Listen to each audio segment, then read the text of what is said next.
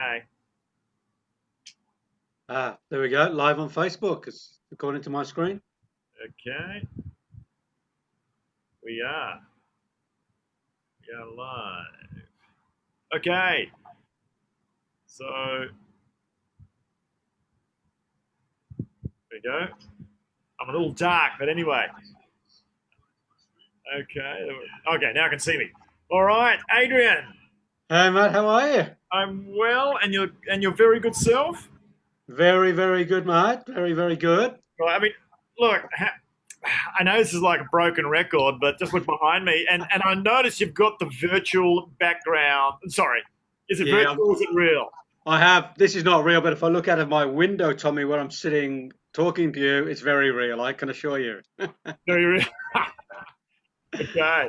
So, yeah, look, we are here. The CAP TV is now officially, this the Corporate Outcomes Project made its way onto the Facebook Live platform It has, because mate. We've excelled ourselves.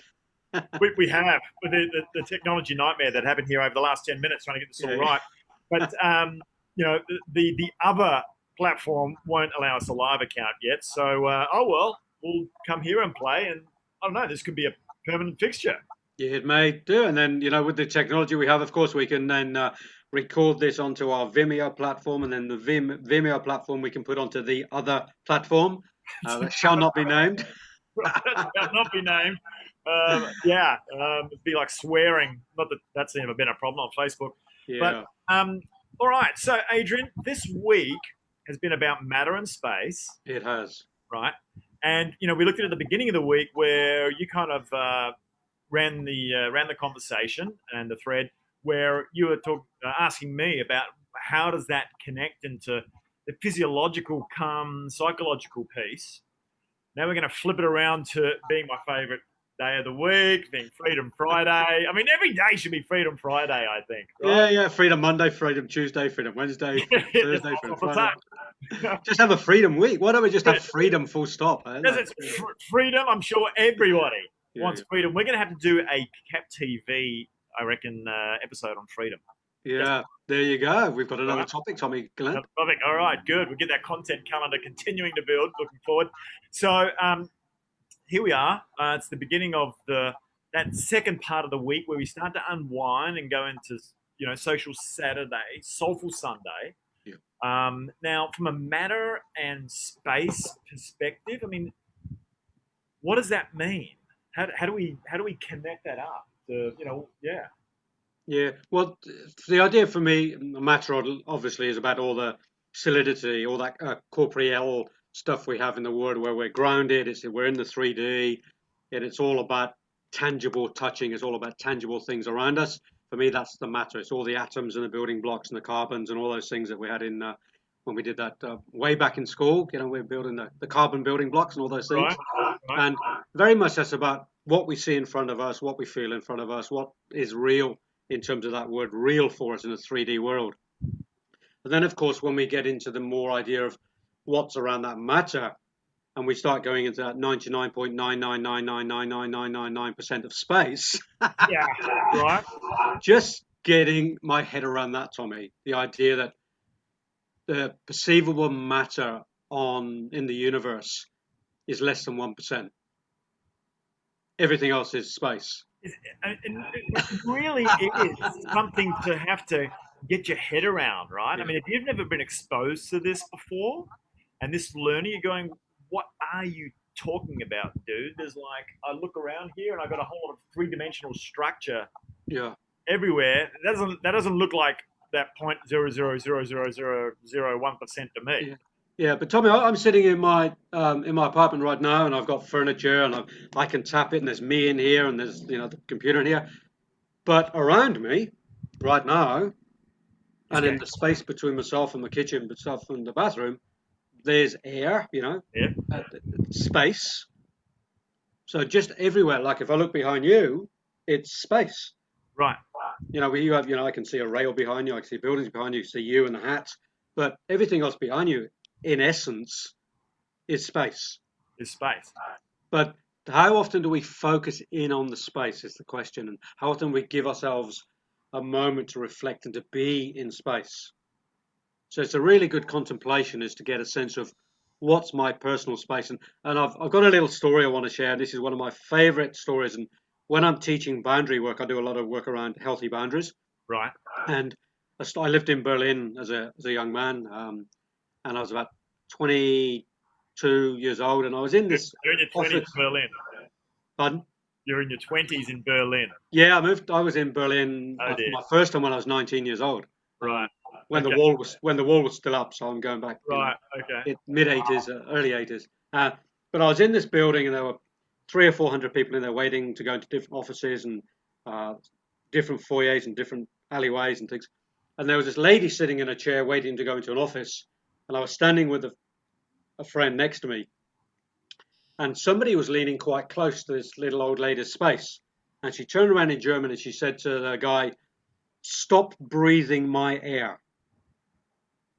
In other words, get out of my space. But she said it quite politely. Berlin warm air. Yeah, but she said, "Stop breathing my air." And, the translation was that, but maybe what she was saying was, get out of my space. She was claiming her space, and we've heard that before. Right. I want to claim my space and, get out of my space. So we have an idea of it. We have an idea of what this space is. And I say to people when I'm doing the healthy boundary work is, what is your space? What space are you occupying? What space do you want to claim? Yes. Because we are more than just the physical. And if we go into a bit of metaphysical here, Tommy, we can go, we've got the building blocks of the carbon and the atoms in the body, and we've got the silica and the hair and the fingernails and all those building blocks, and we can go into like chemistry. Yep. But beyond that, we do have that, if you like, that energy body that Right. some people can see oracally, or, sometimes people feel the buzz in their body. Yep.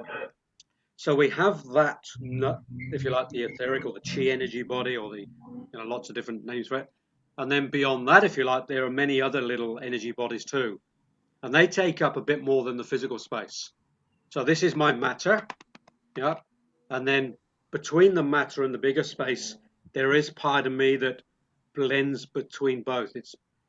It's tangible in terms of I can see it, if you like, with my next sense, not my corporeal sense, but my next sense, my sixth sense, if you like. Right.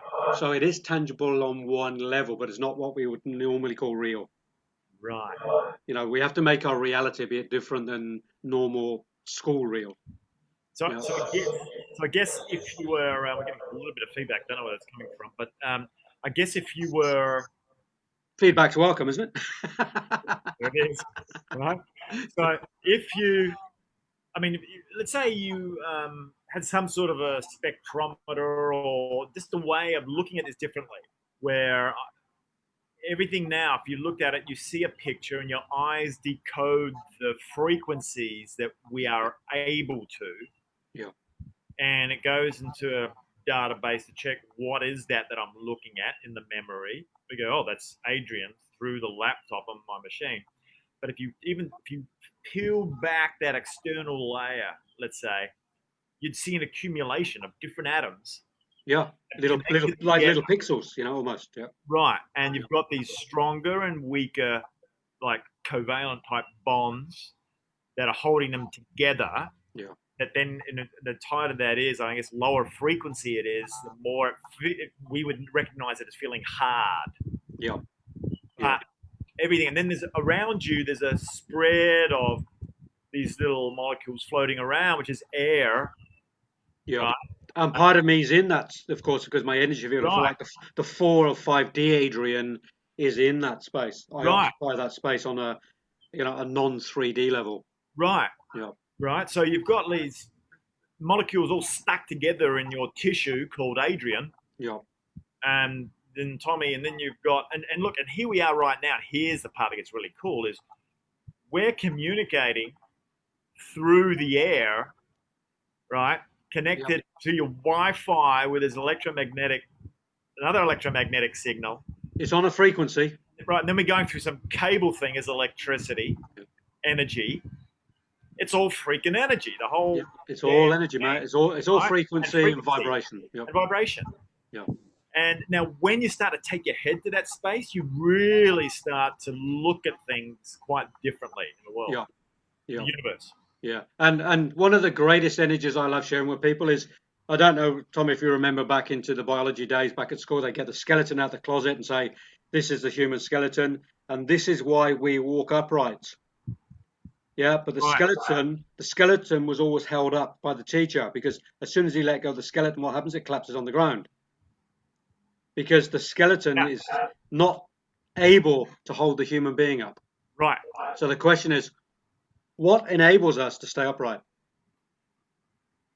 Great question. We've got a bunch of tissue, and well, electricity is giving Yeah, impulses somewhere yeah, yeah. But what keeps us up? What allows us to be upright when we against know gravity. from a Against gravity. 3D perspective, Yep. our body technically shouldn't be standing because when we die, we fall down and collapse. Yep. So the energy, the life energy force in us, is what keeps us upright, and that's not tangible. So, all right. Now, being more the physiological guy, Yeah, I'll say I would understand that as energy in the form of electrical impulses with the tissue that we've got in our muscles to fight up against gravity. I'm talking a yeah, bit like a Newtonian yeah, physicist right yeah. now, So rather so than let so that's so perfect. That's what I'm trying to name for you is we have gravity, which is 3D Newton, yeah. yeah, But then we have this thing called levity, right. yeah, Huh. and the planet is full of levity. Human beings, levity. Anything beyond the 3D is levity, and yet it's a word that's really rare. Yeah, Levity lives in space, matter, and gravity lives in matter. right. So I'm hearing we've got Marcus Bird on, and Marcus is enjoying the conversation. He's saying life force resonance. Yep, life force resonance, etheric chi energy. There's many, many names written. When people get into this space, the confusion comes when people have slightly different names for the same thing. So Yep. let's just call it the human energy field for now, because there are many levels to that. There's the emotional and mental levels, and various spiritual levels, causal levels, etc. There's Yep. a whole range of different levels that we can spend hours on. But if we just call it the human energy field, Right. yeah, just so we're all on the same page. Yep. So that human energy field is part of that levity space because we go past the human 3D gravity space, Right. and that allows us to be in levitation, allows us to rise above out of 3D. Okay. Yeah, And I guess this part was when we started to move into quantum physics. yeah, We started to go into Einstein and Tesla, right, and right yeah, into frequency, energy, and vibration, and then starting to say that we're all connected at higher dimensions. yes, And so this life force thing, like I'm looking at you as a separate thing, yeah. but you're not separate. No, that's because of the human construct of our education, that everything we do is individualized or dualized, rather than seeing it as one. Because if from birth Yeah. in our education system, if we'd have been shown and taught that everything is one, we'd be seeing things from a very different reality. It's right. Very different reality. A bit of a Buddhist, we are all one. Yeah. So it's in a lot of the mystical Eastern traditions. And there's, for instance, and I use this as an analogy for it, is in Eastern mysticism, vegetarianism is a lot higher than Western because in the Eastern mysticism, the animals are still part of being oneness to humans, so they don't really want to eat another sentient being. Yeah, it's part of that philosophy. And yet, in our crass sort of 3D understanding and belief system, there's no we are separated from the animals, so it's easier to eat animals and not be vegetarian. So just that, for instance, gives a little example of the differences between the Western mindset and the old Eastern philosophies. It's crazy. I mean, you look at how we are. Well, we're in this age right now where I think we're starting to wake up, and and this is also the corporate alchemist projects. I know we've generalized here for really life Yeah, across life and talking about this concept of matter and space. But if you then take it into another construct in the corporate world, right, yeah, then let's talk about that entity. So yeah, you've got a group of people in a thing called a corporation. Yeah, in an office space. in an office space, right? All working from home through the ether, Yeah, yeah, yeah, right? Through an electromagnetic cloud. yeah, Um, but then what is it that the corporate world could gain from this conversation, do you think? yeah, yeah. I would say a couple of things, Tommy. Particularly something I work in a Business lot in in the general, space. right? And Business in general. yeah, I'd say Organization. if we want to move out of matter into a taste of space, let's talk about intuition. Okay. Because intuition is not 3D, like it doesn't belong in the building blocks of carbon and atoms. It's beyond our normal way of operating. It's a spatial, if you like, connection to a higher, deeper level of self or spirit or guidance or whatever one wants to call it.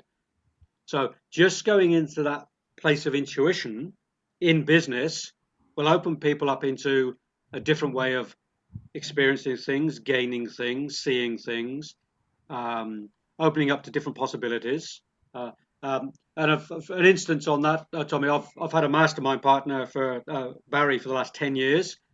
And every Monday for the last 10 years, we've met to do what we call our mastermind partnering. 10 years. 10 years, mate. Yep. That's over, Phenomenal. that's over 3,000 mastermind meetings. Probably That's 3,500. consistency at the ultimate.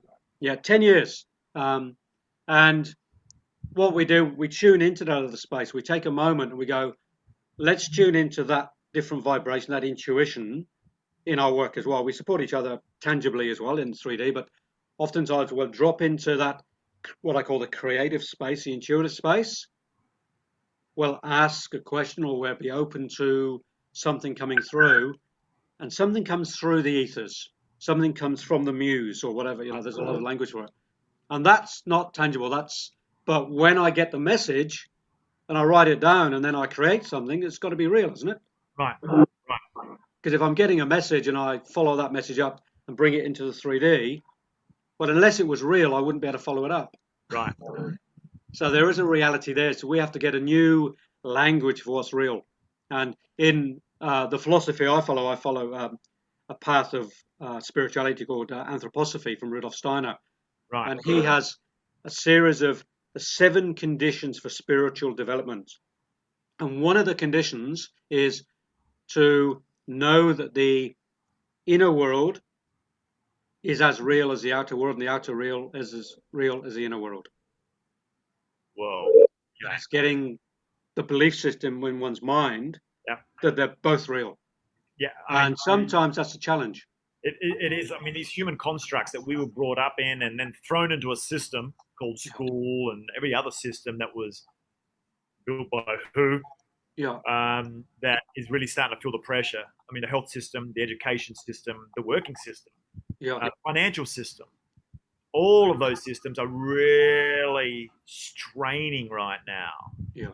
And, when you look at, I'm thinking the opportunity to move forward and where would this evolve to as well is, we start using the frequency, not just the electrical frequency like in the head, but the electromagnetic frequency of the heart. Yes. And like you and I, the Corporate Alchemist Project, and whether it's the Corporate Alchemist Project or it's business, life in general, bringing a heart-led approach, which has been a lesson for me because I've had to deconstruct some stuff since leaving the corporate world,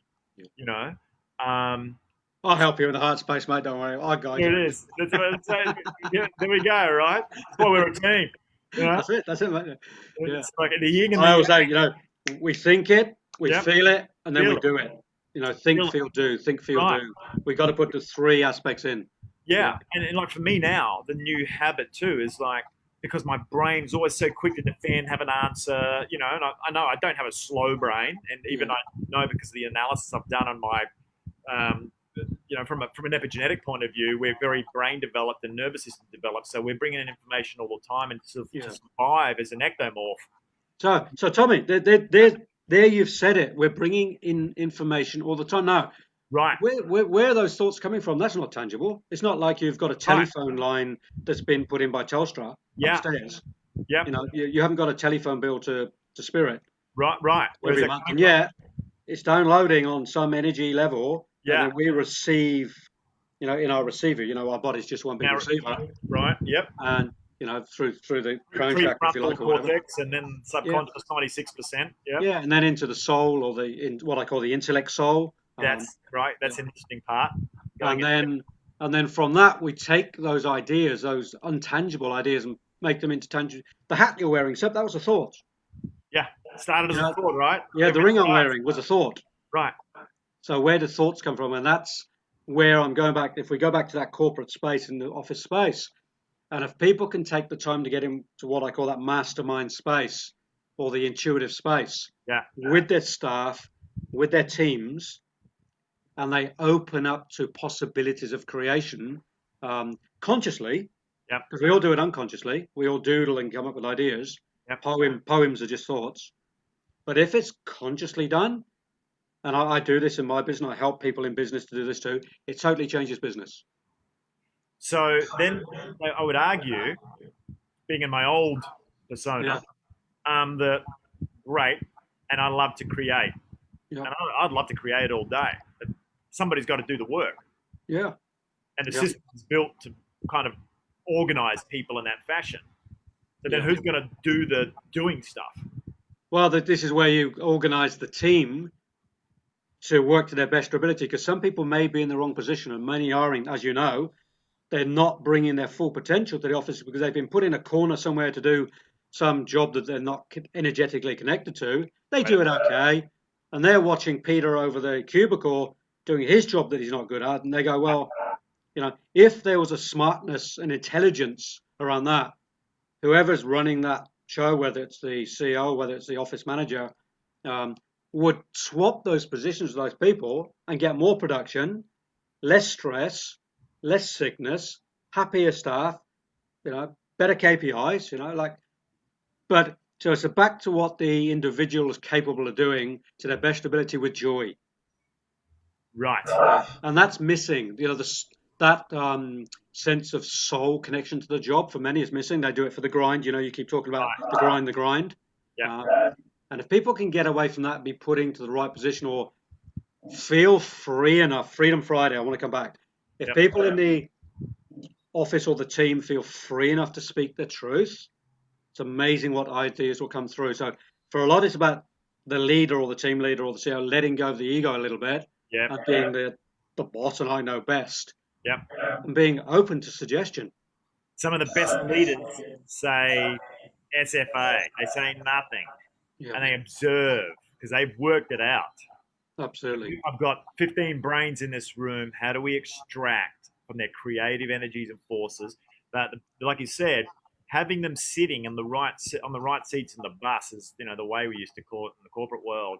But there's better ways to do that. That's why I guess you and I work so well together, because I'm looking at wanting to deliver that to align people with their heart and soul and creativity, which is where ultimately we should all be able to be.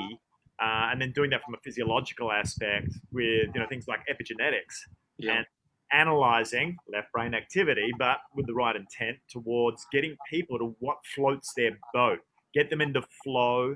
What are they best at doing so they can be most creative and get the most juice out of what they're best built to do. And then having a leader that can read all this, like you said, moving their ego aside, we have a goal. And then how with love, and love, we're not talking about I'm in love with somebody.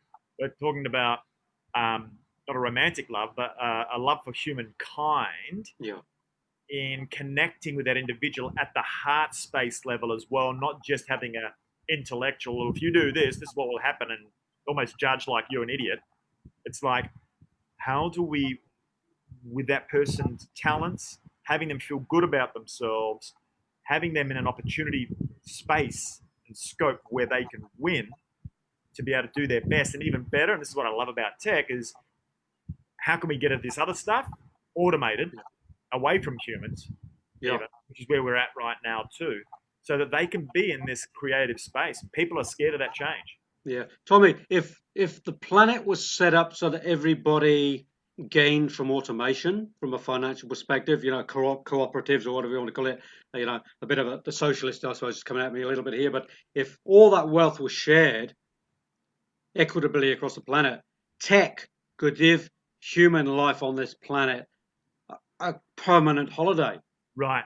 Seriously, like we could be doing the things we love doing without the stress, without the grind, because money's just a trading system. It's just a bit of paper that It's we a trade value with. exchange. It's a Yeah, value exchange yeah, system that someone says, I'll in effect almost, yeah, I'll give you this stored potential. yeah, You can help me with this. yeah. So if we had a system in place, a governmental system or a leadership system Bitcoin, where we got well, yeah.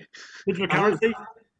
oh yeah, and we put all this into place, and we put all this tech, all this non 3D, ether world, the cloud, etc., Yep. and allowed everybody to experience and gain from that, which we could do with a big, global reset, um, and that still may be possible. Yep. What an amazing world we could all actually live in with enough food, enough wealth, enough time, enough energy, um, you know, peace. Maybe we have a rotate system where we all have to go and live somewhere different in the world every year, so we all experience a bit of hardship. So it's not Right. one.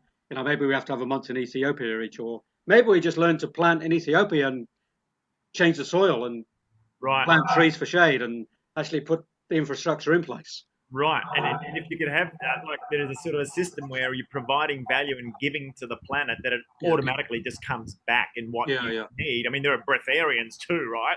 yeah, yeah. That don't eat very much at all. I believe they still do eat a little, but not a lot. Yeah, I've been around a few vegetarians, and I've seen their Maltesers hiding in the back of the fridge. Is that right? And the breatharians as well. Yeah, right. And yeah, there's the odd pizza maybe hiding somewhere. Who knows? Yeah, yeah, yeah, But yeah, look, I mean, I think we've been so conditioned where with that grasshopper that's hit the top of the lid in the jar as yeah, a human, as a race, as an yeah, animal, that we've closed off and we've got those automatic. The treadmill broke, obviously, with COVID. I get a feeling we're not done yet. I don't mean to be like making anybody feel bad, but I, I think we're at the beginning of a cycle of this change, yeah, and we've had the first big shot across the bow. But there's a very exciting era sitting on the other side of this, and this always happens in life. yep, This is happening across the human race. yeah, And if you believe in some of the stuff like the age of Aquarius has just kicked off, we know that Mercury's in retrograde right now. There's all this cosmic energy coming in that's got people feeling a bit funked. So I think it's exciting because yeah, yeah. when there's a trough, there's there's a peak, and let's get into flow peak states in a sustainable way by tapping into those higher order dimensions that you're talking about. Yeah. And look, human beings have been talking about it, connected to it, writing about it for 40,000 plus years. We look back at the old African cultures, Aboriginal cultures, and pre that, like where did those cultures come from? I mean, that's a whole nother rabbit hole I won't go down today. But we look at those cultures, the connection to the land. The stories of they'd be sitting around the campfire and somebody would arrive and they say, "Yeah, we've been waiting for you," and they had no idea that they're arriving. I think that happened to a lot of the white explorers, the European explorers that arrive at some tribe somewhere and they go, "Yeah, we've been sitting here for 2 weeks waiting for you because we knew you were coming." Um, yeah, But yeah. just I mean, we could continue to talk about this for forever and without any sort of Well, you mental and I, mate, we could talk and forever. Yeah, mind definitely talk ordering. forever. You and I. That's how we could, right? Yeah, Adrian and Tommy Yeah, and Adrian, whatever. yeah, Um, um, so what are we? 43 minutes for a 30-minute video, but FB Live to bring this round and sort of landing this. Then where is this just? I mean, this is just evolution, and we can look at it that way positively. But are there other things that have held us back from being here sooner? yeah, Um, yep, yep, totally. Yeah, yeah, like, greed. The seven sins. The greed, the ego. Um, the power. Particularly if you like the masculine power, yeah, the negative masculine power. I mean, say feminine too, of course, but that need for dominance, that need for power, which is negative. a survival thing, right? Yeah. Control. No, Huh? I think it's beyond survival, Tom. I think it's egoic. I think it's that I need to be in charge. I need to push my story. Religion, we won't even go down that road, but religions cause more wars on the planet than any I other. see that as a control thing potentially too. Totally If, control. if it's abused, if it's Yeah, abused. money. The whole money system is about power. 10% of the wealth is with 90% of the wealth is worth 10% of the planet. Right, which is it's put it out of You know, kilter. yeah. So yeah, way out of kilter. And that's Someone's learned to play the game. yeah, Done the suggesting current form better and exploit it. yeah, if that wealth was distributedly, a little bit more fairly, Yeah. the planet would change overnight. We'd all be a bit more energized. Someone gamed the system. Someone Yeah, gamed the system better than us other mere mortals. yeah. And Tommy, for me, the only way that's going to really happen, because what's happened over the millennium with human beings is we've only really responded from leaders, because people don't really have a lot of self-motivation to change. Right. Yeah. Or they've been ingrained, ingrained and Yeah. conditioned In a and particular, programmed. yeah. But if we can get a set of global leaders, let's say if there was 1,000 global leaders out there that were a collective, and we all trusted them and followed them, and we knew that they were doing, the right thing, and they all had our real votes, a true democratic vote, let's say. It could be a different planet, and I just wonder how we start to get there. I mean, you and I are doing our bit, if you like, and try to bring more consciousness to the planet. But the question is, how do we all engage collectively as an energy to get that mass energy to change things? Right. Because if we get the energy flow happening, if enough people on the planet meditate at one time, we know there's change. If we all have a voice at the same time, there's change. If we all create an energy at the same time, an energy for change, which I think right now in the scheme of things on the planet, because there's nobody out on the streets demonstrating. Yeah, right. There's not many people being shot up by tanks or missiles at the moment, because even that's not allowed on the street. So it's actually, at the moment, there's probably been more peace on the planet collectively in a large scale.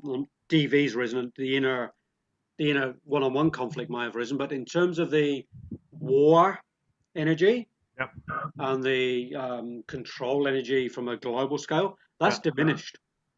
Isn't that interesting? Yeah, diminished. Isn't that interesting? And if we take that energy, life is broken. If we can harness that energy, where can we go with that? And I think that's the task for humanity now: is how do we harness this new possibility we have, and take it to the next paradigm? Because I'm all like you, I'm into the what's the next paradigm? I mean, it's almost if you put a bit of a corporate slant on this, the forming, storming, and norming phases. I think we're now in that kind of starting to storm to norm. Don't know. We're in a transition somewhere there. I think we're having there's a reflective moment right now. Yeah. Maybe the eye of the storm. Who knows? But the question is, Tom, is how is it going to be used? Because we can sit back and do nothing. The people in that corporate space, in that business space, can do nothing, or they can grab their team. They can grab their team. They can grab you and I, if they like, or whoever other leaders who are out there in consciousness. Get us in the room, get others in the room, and say, right, where to from now? Let's create a new paradigm. This is a golden opportunity to sit again at the creative table and re-establish business. Because there's tens of thousands, if not millions, of businesses out of business. Right.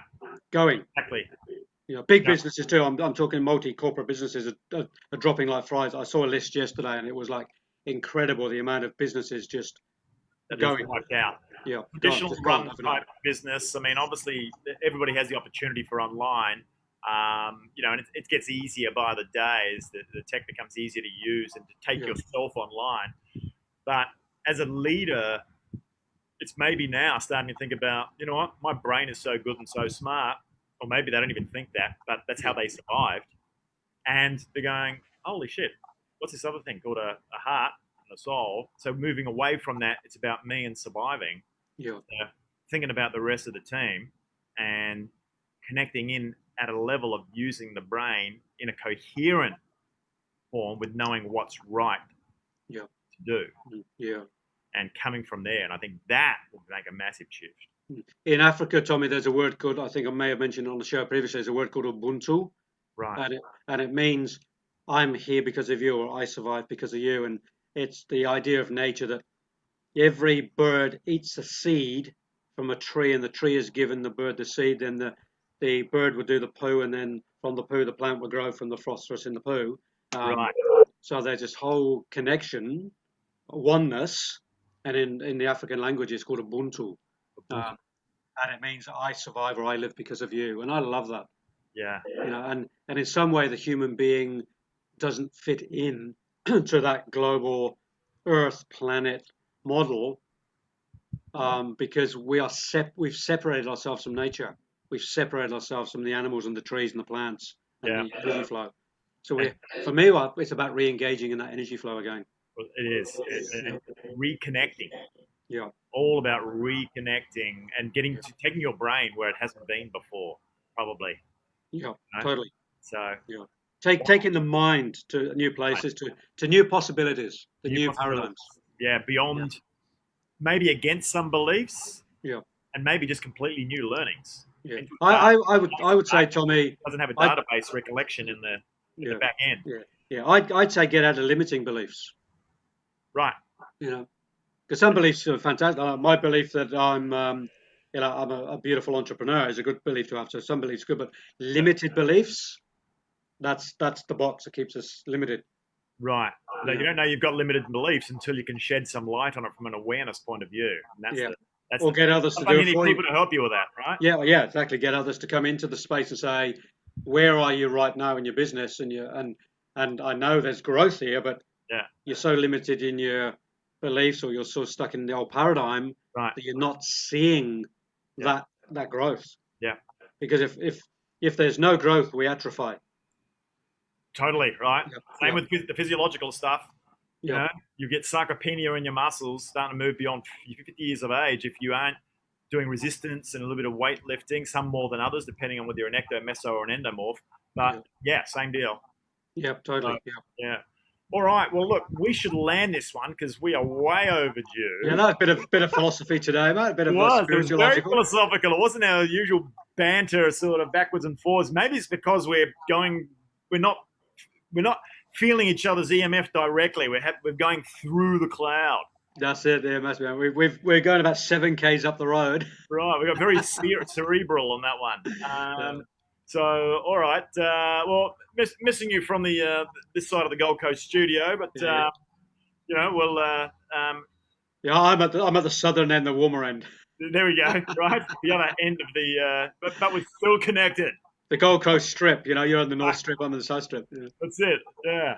God, it reminds me of Vegas. Oh boy, some memories there. So okay. Well, look, wishing you a great weekend, my friend. You too, yeah. I'm Social Saturday tomorrow. I'm actually jumping in the car and going down to Byron Bay for a couple of days into New South Wales, going over the border and catching up down there, which will be fantastic, and get a bit of time out and a bit of a New South Wales experience for a couple of days. Oh, they're gonna, of course, New South Wales, you're allowed in. Yeah, and I've got my. You should be fine. I've got my ticket to get back in again. Being a therapist, I can go across the border for my work, so. There we go. Right. I haven't had any problems crossing borders yet. Haven't caught me yet. But, we've got my little guy. So we might be doing the flicks tomorrow night. We've got another friend with some kids. We're going to be walking the beach doing the ice cream on Sunday. Soulful Sunday. Getting into your soul. That's right, mate. Yeah, we're doing the social Saturday thing tomorrow. And tonight might be actually beginning of the social thing with some family. We'll see what happens there. And next week, we might be going to Noosa. We might be coming to you live. Oh, okay, yeah. Well, I might have to come up and do a live with Noosa with you. There we go. All right. All right, Mr. Tommy G. Thank you. Yeah, great show again. And you're going to have a beautiful day. And like everybody watching in, listening in, don't forget, you can go over to other platform and catch us. The other one, the Corporate Alchemist Project. If you do a search on that on the platform, and you'll find the page, so you can go and watch the page. That's public, and then the Corporate Alchemist Project group is the invitation one. You knock on the door, and we'll open the little shutters. Yeah, if Tommy G and Adrian Hanks to get in, you'll probably get in anyway. That's it. We'll let everybody in these days. Yeah, no, not true. Yeah. All right, Tommy. All right, mate. Have a good one. Have a great, beautiful day. Okay.